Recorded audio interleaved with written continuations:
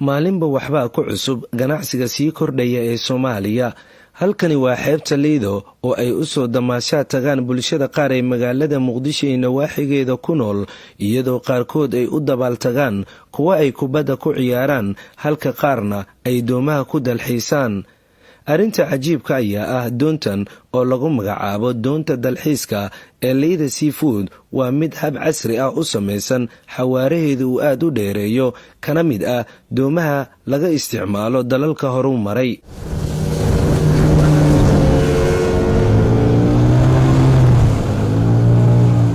hadda waxaan dhex taaganahay badda gudaheeda, doon gacmeed ayaan saaranahay.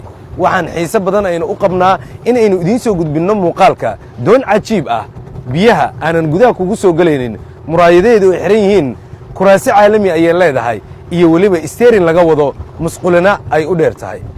baqdin badan ayaa hadda igu jirto, waayo doon aan kor ka daboolnayn ayaan saaranahay. dabayshu aad bay igu soo dhacaysaa, biyahana marar qaarkood way isoo gaarayaan hirka aynu dul marayno.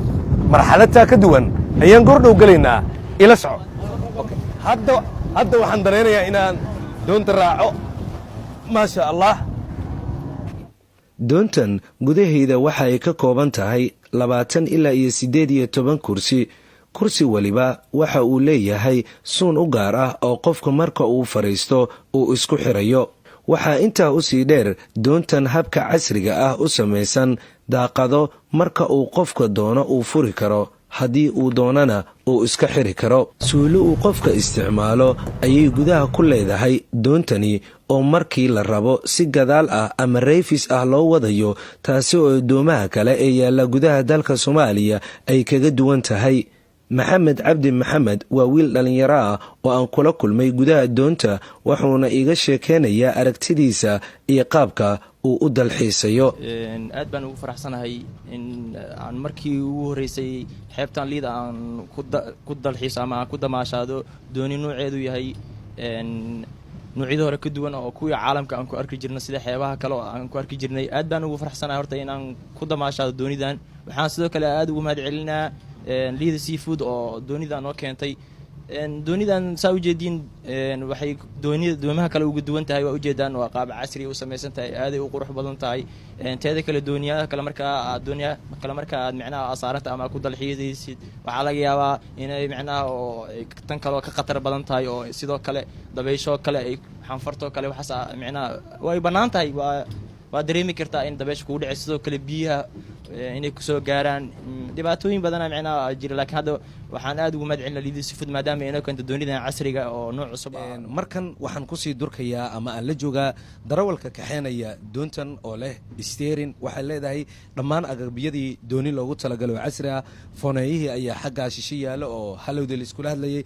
xaggan sokona waxa uu ku leeyahay raadiyo markaasi dadka iyagu saaran sugaanta ay ka dhegaysan karaan. waxay kaloo doontan sidoo kale leedahay saacadihii loogu talagalay in ay ka muuqdaan gaadiidka isteerinka leh, sida kululeysadii, sida kilomitarka ay jarayso, iyo weliba qaybta shidaalka oo markaasi iyadu ay saacadooda idiin muuqanayso. markii aad doonayso daawade in aad markaa dalxiis aad u tagtaan adiga, eelkaaga, asxaabtaada ama familkaaga meelaha ku dhowdhow Muqdisho, waxaad ku gaaraysaa waqti aad u kooban. haddii aad doonayso in aad gaarto degmada Warshiq ee gobolka Shabeellada Dhexe, waxay doontan xawaareeda kugu geynaysaa sii socod iyo soo socod waa 1 saac iyo rubi. doontan iyo ku dalxiisideeda gudaha biyaha ayaa waxa ay tahay mid xiise gaara leh. waa goob aad awooddo inaad ku nasato oo wax fikir, buuq iyo hadal badan uusan ka jirin. gudaha doontan loogu magac daray doonta dalxiiska Liida Seafood, ehelo, qaraabo iyo dad koox ahba intuba waxay fursad u heli karaan in ay doontaasi ku dalxiisaan. sida aad u jeedaan daawadayaal, waxaan ka soo dhammaanay doontii aynu markaasi wax ka ogaanaynay, kana mid ah doonaha ugu caalamisan ama doomaha dunida kuwooda loogu dalxiis jecel yahay. Liida Seafood ayaa u keentay bulshada Muqdisho in ay ku dalxiisaan, saaxiibadooda ay la dalxiisaan. xasan salaad xasan laki, idaacadda iyo telefishinka dalsan, Liido.